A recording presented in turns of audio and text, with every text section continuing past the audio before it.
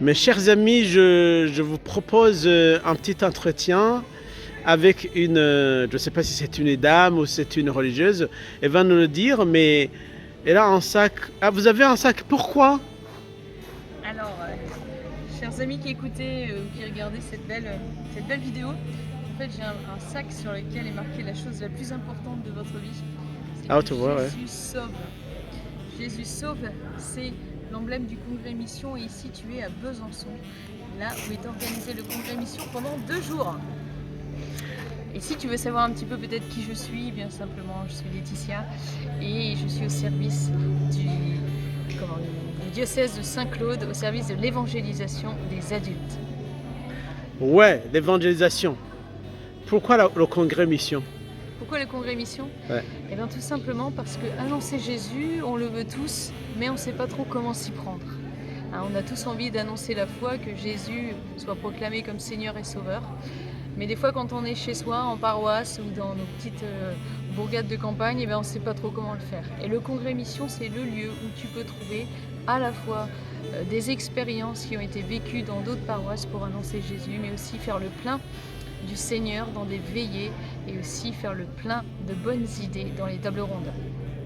Et surtout, comment toucher les personnes qu'on n'a pas l'habitude de rencontrer, qui n'ont pas la foi, pour leur proposer la foi. Comment les toucher? Il faut déjà que tu commences par prier pour elles, car tout commence par la prière. Le Seigneur nous dit « m'aimes-tu » Eh bien, c'est ce cri qu'il te demande, qu'il te dit au travers de chaque personne que tu rencontres. Donc le matin, tu commences déjà par confier toutes les personnes que tu rencontreras et de demander au Seigneur « Seigneur, vers qui veux-tu m'envoyer ?» Et là, eh bien, tu pourras dire « Oui, Seigneur, c'est celle-ci que je veux pour toi. » Et quel est le langage qu'il faut utiliser? Le langage de l'amour, parce qu'il n'y a que ce langage-là que le Seigneur comprend.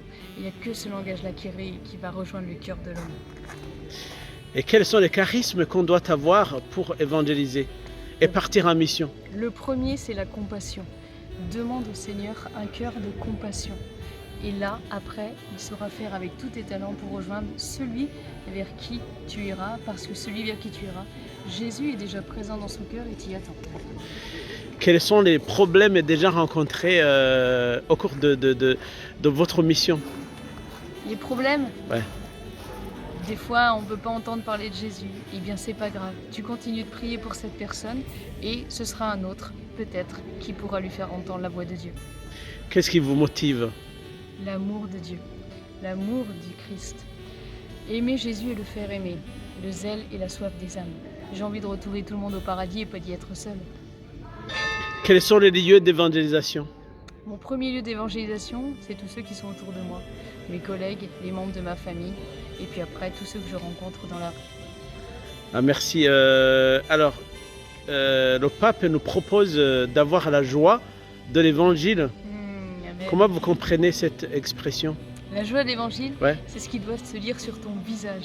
Si Jésus-Christ est Seigneur et s'il habite ta vie et ton cœur, eh bien ça doit s'illuminer sur ton visage. C'est ça la joie de l'évangile, c'est un témoignage. Oui, justement, je voulais arriver là, parce que évangéliser, c'est témoigner. Parce que le monde d'aujourd'hui a besoin plus de témoins que de maîtres, comme le dit le pape François. Yes, c'est même Paul VI qui l'a dit avant lui. Ouais.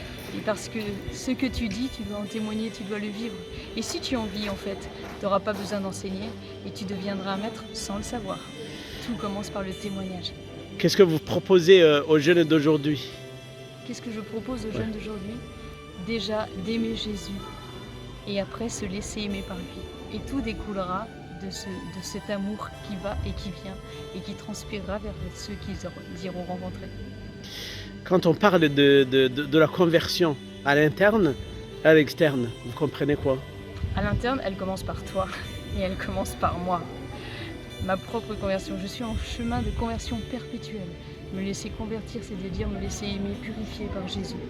Et puis après, eh bien, ça rejaillit forcément sur les autres. Et ça donne envie. Et ça, c'est la conversion des autres. Mais ça commence par toi et ça commence par moi. Et comment vous avez aimé le Christ? Je me suis d'abord laissé aimer par lui. C'est lui qui est venu à ma rencontre. Et forcément, j'ai craqué. Et maintenant, c'est lui que je veux suivre et que je veux aimer. Et avant de le suivre, vous avez eu des difficultés, vous viviez comment? J'ai pas eu de difficultés particulières, j'ai été élevée dans une famille catholique. Et puis le Christ est venu se révéler comme mon sauveur et Seigneur à Pâques 2004. Et ce jour-là, eh bien, j'ai eu qu'une seule envie, c'est lui donner toute ma vie. Parce qu'il m'a rempli d'amour. Et c'est cet amour que je veux connaître parce qu'il n'est pas pour moi seul. Il est pour tous ceux que je veux faire rencontrer. Ça veut dire que vous avez eu l'élan missionnaire en 2004, c'est ça? Yes. Et avant? Et avant, eh bien, j'avais ce que j'étais, comme je dis, j'étais une catho automatique. C'est-à-dire que j'allais à la messe, je récitais ma prière comme ma grand-mère me l'avait apprise, mais j'avais pas fait cette rencontre personnelle avec lui. Et dès le jour où je me suis laissée rencontrer par le Christ, ça a changé complètement ma vie. Très bien, merci beaucoup. Et puis, bonne émission. Et dès que le congrès mission fini, vous avez des projets?